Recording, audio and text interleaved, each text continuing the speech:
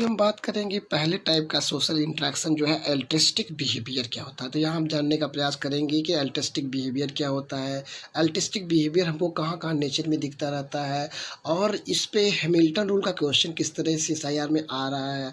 Hamilton rule क्यों altruistic behaviour में कौन सी ऐसी बात बताए जिसकी वजह से क्या करता है, नेचुरल सिलेक्शन को ये सपोर्ट करता रहता है। तो इतने टाइप के क्वेश्चन यहाँ से बनते रहते हैं। साथ ही हम चर्चा करेंगे रेसिप्रोकल एल्ट्रिस्टिक बिहेवियर की।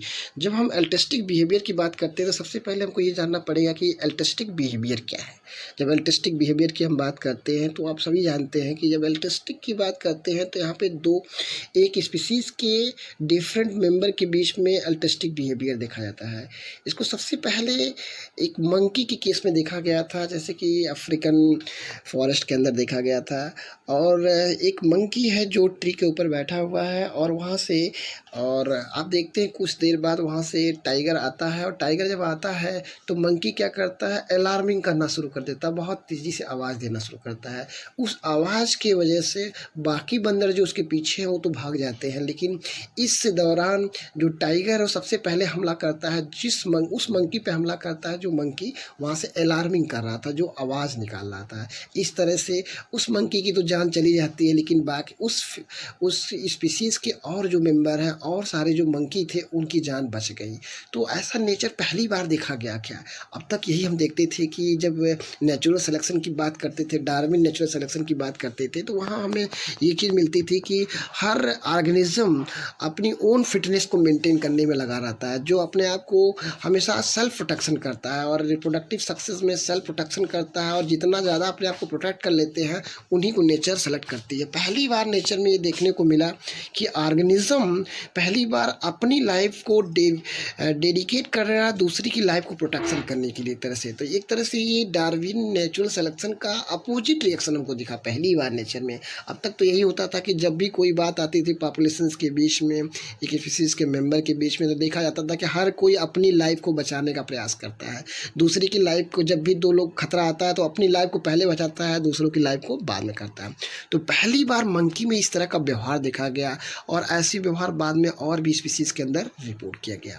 तो पहली बार ऐसा व्यवहार देखा गया कि जिसमें एक स्पीसीज़ के मेंबर्स, एक मेंबर क्या है, अपनी लाइफ को कॉस्ट कर रहा है, at the cost of their own life, अपनी लाइफ को डेडिकेट कर दे रहा है दूसरे की लाइफ को प्रोटेक्शन को। इस तरह का व्यवहार जो पहली बार नेचर में देखा गया उसे कहा गया एल्ट्रिस्टिक बिहेवियर। तो एल्ट्रिस्टिक बिहेवियर आपको बहुत ईजी समझ में आ गया होगा कि किस तरह का नेचर इंट्रैक्शन में हमको दिखता है। और एल्ट्रिस्टिक बिहेवियर की और स्टडी किया गया तो हमने पाया कि एल्ट्रिस्टिक बिहेवियर कैसे मेंबर्स में पाया जाता है। तो एक पॉइंट यहाँ और इम्पोर्टेंट निकल के आती है एल्ट्रिस्टिक बिहेवियर के बारे में। जब हम बात करते हैं तो जनरली एल्ट्रिस्टिक बिहेवियर जब कोई ऑर्गेनिज्म अपनी लाइफ डेडिकेट कर दे रहा है और दूसरे मेंबर की जान बचाने के लिए, जैसे मंकी ने अपनी लाइफ को क्या कर दिया, कॉस्ट कर दिया, अपनी लाइफ को डेडिकेट कर दिया, अपनी डेथ कर लिया, लेकिन दूसरे की लाइफ को बचा लिया, तो क्या वो कभी किसी और स्पीसीज़ के मेंबर के लिए ऐसा कर सकता है? ऐसा देखा गया कि इस तरह का रिलेशननेस, अपनी लाइफ को त्याग करके दूसरी लाइफ को बचा लेना, वो एक ही स्पीसीज़ के मेंबर के बीच में दिखता है, और उसमें भी क्लोजनेस के बेस पे दिखता है। तो एक नया टर्म यहाँ से जुड़ जाता है, कीन सिलेक्शन। तो जब हम देखा गया नेचुरल सिलेक्शन की बात करते थे, नेचुरल सिलेक्शन में हर कोई अपनी रक्षा करने का प्रयास करता रहता है। तो यहाँ पे जो एल्ट्रिस्टिक बिहेवियर देखा गया कि अपनी लाइफ त्याग करके दूसरी लाइफ को प्रोटेक्ट कर रहा है, इस तरह का व्यवहार जो होता है अपने सगे संबंधियों में ज़्यादा दिखता है। कीन मीन्स होता है रिलेटिव्स। तो altruistic behaviour are more common in the kin selection, more common in the kin behaviours. तो इस मतलब कि एल्ट्रिस्टिक बिहेवियर में ऐसा बिहेवियर तब ज़्यादा दिखता है जब कोई स्पीसीज़ अपने ही रिलेटिव्स की जान बचाने के लिए एल्ट्रिस्टिक बिहेवियर करती रहती है। तो एक पॉइंट यहाँ इंपॉर्टेंट होता है, altruistic behaviour are more common in the kin selectives. तो एक बहुत ही इंपॉर्टेंट होती है।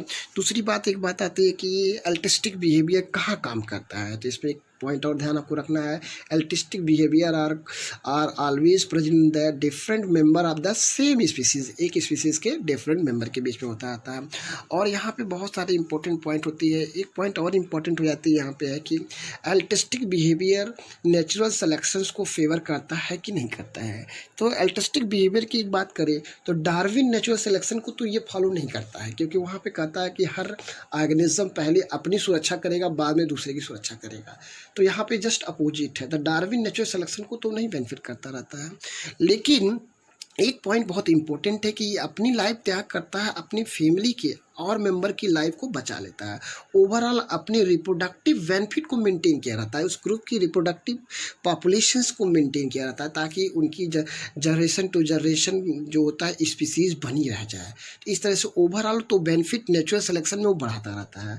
इस तरह से कह सकते हैं कि altruistic behaviour increase the natural behaviours.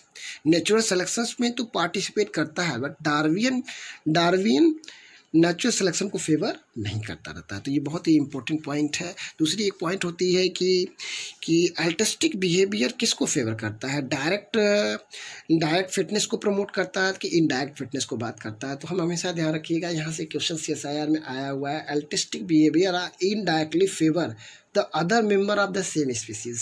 वो अपनी लाइफ को तो त्याग करता है, लेकिन दूसरे जो और मेंबर हैं उनकी क्या करता है, फिटनेस को बढ़ा देता है, उनकी फिटनेस। जैसे एक मंकी अपनी लाइफ को तो डेविएट कर दिया, अपनी लाइफ को तो डेडिकेट कर दिया, अपनी लाइफ का तो त्याग कर दिया, लेकिन अपनी ही फैमिली के और जो मंकी उनकी लाइफ को प्रोटेक्ट कर लिया। इस तरह से उसने क्या किया, उस पूरे ग्रुप की रिप्रोडक्टिव फिटनेस को बढ़ा रहा है। तो एक नेचुरल सिलेक्शन को ये प्रमोशंस दे रहा है ताकि उनकी प्रजाति मेंटेन रहे। तो इस तरह से आप देखेंगे कि altruistic behaviour are more common by increasing the indirect fitness. तो indirect fitness is important for the CSIR point of view, और एग्जाम में भी आया भी है कि किस तरह से अपने मेंबर को बेनिफिट पहुंचाता है, तो इनडायरेक्टली वो ज़्यादा पहुंचाता रहता है। तो ये भी आपके लिए बहुत इंपॉर्टेंट है। तो ये कुछ कॉमन टॉपिक हैं जो बहुत ही इंपॉर्टेंट फिटनेस करती है। दूसरी बात आती है कि जहाँ पे आप देखते हैं कि अल्टिस्टिक बिहेवियर में डोनर को तो नुकसान होता है, जो त्याग करता है उसको तो नुकसान होता है, लेकिन रेसिपिएंट को फ़ायदा होता है। वहीं एक दूसरा लेसन है सेल्फिशनेस, जहाँ पे डोनर को फ़ायदा होता है, रेसिपिएंट को नुकसान होता है। इस तरह से नेचर में आप एक पॉइंट और ध्यान रखेंगे कि selfishness and altruistic behaviour are antagonistic to each other. ये पॉइंट भी बहुत ही इंपॉर्टेंट है जिसको आपको ध्यान में रखना है। तो इस तरह से आप देखेंगे बहुत सारे इंपॉर्टेंट पॉइंट्स जो मैंने आपको चर्चा किया है।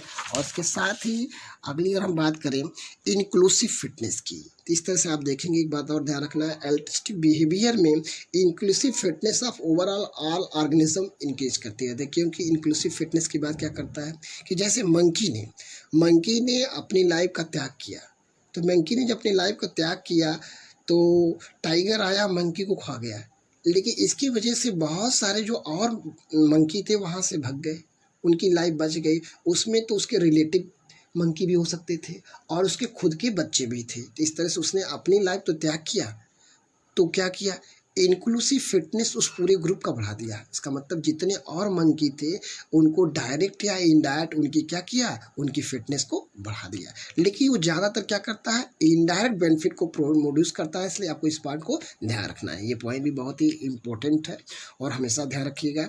अल्टिस्टिक बिहेवियर के ये सब कुछ इंपॉर्टेंट पॉइंट्स हैं। अब अगले पॉइंट्स में हम देखते हैं कि अल्टिस्टिक बिहेवियर हमको कहाँ कहाँ दिखता है। हनी बी में बहुत कॉमन है अल्टिस्टिक बिहेवियर, हमको दिखा गया, मंकी में देखते हैं, हनी बी के अंदर हम देखते हैं। तो जो वर्कर्स होते हैं अपनी लाइफ अपनी पूरी लाइफ त्याग कर देते हैं किसको बचाने के लिए, क्वीन को बचाने के लिए, ताकि और मेंबर की लाइफ साइकिल क्या हो, मेंटेन हो। तो हनी बी के अंदर हमको अल्टिस्टिक बिहेवियर देखने को मिलता रहता है। और अब आगे हम बात करेंगे हनी बी के अंदर और हैप्लोडिप्लॉयड के अंदर कैसे रिलेशनशिप के काम लेक्चर में अल्टिस्टिक बिहेवियर क्या होता है। जस्ट इसके अपोजिट एक बिहेवियर होता है रेसिप्रोकल अल्टिस्टिक बिहेवियर, जिसको हम कहते हैं रेसिप्रोकल अल्टिस्टिक बिहेवियर से रिटर्न बेनिफिट। अभी तक आपने देखा कि एक ऑर्गेनिज्म क्या करता है, जो डोनर होता है अपनी लाइफ को कास्ट करता है और अपना नुकसान करते हुए और रेसिपिएंट को फ़ायदा पहुंचाता रहता है, अपनी लाइफ को त्याग करके दूसरे को फ़ायदा पहुंचाता है, उसे कहते हैं अल्टिस्टिक बिहेवियर। कभी कभी कुछ ऑर्गेनिज्म के बीच में देखा क्या, बहुत सारे जंगली जानवरों के अंदर हमने ये चीज़ देखा कि कभी कभी क्या होता है कि वो जब कभी किसी प्रॉब्लम में होता है तो दूसरा ऑर्गेनिज्म उसकी सुरक्षा करता है, उसको प्रोटेक्ट करता है, इस उम्मीद के साथ प्रोटेक्ट करता है कि नियर फ्यूचर में जब कभी उसको मौका मिलेगा तो वो भी मेरी लाइफ को इस तरह से प्रोटेक्ट कर सकता है। तो रेसिप्रोकल अल्टिस्टिक बिहेवियर में क्या होता है कि जैसे कि अल्टिस्टिक बिहेवियर में जो डोनर था उसने अपनी लाइफ को त्याग कर दिया और दूसरे को प्रोटेक्ट किया, और लेकिन रेसिप्रोकल अल्ट्रिस्टिक बिहेवियर में क्या होता है, यहाँ पे जब वो अपनी लाइफ को कास्ट करता है, अगर किसी की हेल्प करता है तो इस उम्मीद के साथ हेल्प करता है कि नियर फ्यूचर में जब कभी उसको मौका मिलेगा तो वो मेरी मदद करेगा। तो ये बहुत ही इम्पोर्टेंट है, पॉइंट है। अनरिलेटेड रेसिप्रोकल, हाँ ये बात ध्यान रखना है कि रेसिप्रोकल अल्ट्रिस्टिक बिहेवियर क्या होता है, अनरिलेटेड ऑर्गेनिज्म के बीच में होता है। और अल्ट्रिस्टिक बिहेवियर किसके बीच में होता है, individual of the same species के बीच में होता है। तो unrelated organism individuals may behave altruistically if reciprocation is likely, मतलब कहना चाहता है कि वो दूसरे की हेल्प करता है, इस उम्मीद के साथ करता है कि नियर फ्यूचर में क्या होगा कि वो मेरी मदद करेगा। तो इसे कहते हैं अल्ट्रिस्टिक रेसिप्रोकल अल्ट्रिस्टिक बिहेवियर। इसको सामान्य भाषा में समझ सकते हैं, किसी जंगल में अगर कोई कभी कभी क्या होता है कि शेर क्या होता है कि आप देखेंगे शिकारी की जाल में फंस जाता है और उस टाइम में चूहा आता है, उस नेट को काट करके और उस शेर को बचा देता है। तो ये उम्मीद करते हुए कि शेर को वो बचा देता है, तो नियर फ्यूचर में शेर इस बात को ध्यान भी रखता है, इस बात को ध्यान में रखता है जब कभी वो चूहा उसके शरीर के ऊपर आ जाता है तो उसको कोई नुकसान नहीं पहुंचाता है। उस कास्ट को ध्यान रखता है कि एक समय जब मैं जंगल में फंस गया था तो यही चूहा ने मेरी जान शिकारी से बचाई होता है। तो बहुत सारा एनिमल्स के अंदर ये व्यवहार देखा गया है कि जब कभी कोई दूसरा जानवर उसकी लाइफ को प्रोटेक्ट करता है तो वो इस बात को ध्यान रखता है और नियर फ्यूचर में जब कभी उसको मौका मिलता है तो वो भी उसकी हेल्प करने का प्रयास करता है। तो ऐसे व्यवहार को नेचर में हम देखते हैं रेसिप्रोकल अल्ट्रिस्टिक बिहेवियर कहते हैं। तो इस बात को आप ध्यान रखेंगे, रेसिप्रोकल अल्ट्रिस्टिक बिहेवियर क्या होता है। ठीक है, रेसिप्रोकल अल्ट्रिस्टिक बिहेवियर जैसे लिखा गया है, रेसिप्रोकल अल्ट्रिस्टिक बिहेवियर लिखा गया, जब मैं इसको पढ़ता हूँ, is a behaviour where by an organism act in a manner that temporarily reduce its fitness while increasing the fitness of the other organism with expectation, इस उम्मीद के साथ that the other organism will act in the similar manner in the later time। मतलब कहना करता है कि इस रिलेशनशिप में एक ऑर्गेनिज्म दूसरे ऑर्गेनिज्म की हेल्प करता है, इस उम्मीद के साथ करता है कि नियर फ्यूचर जब कभी मौका मिलेगा तो वो ऑर्गेनिज्म भी मेरी हेल्प करेगा। तो ऐसे रिलेशन को कहते हैं अल्ट्रिस्टिक बिहेवियर। Thank you.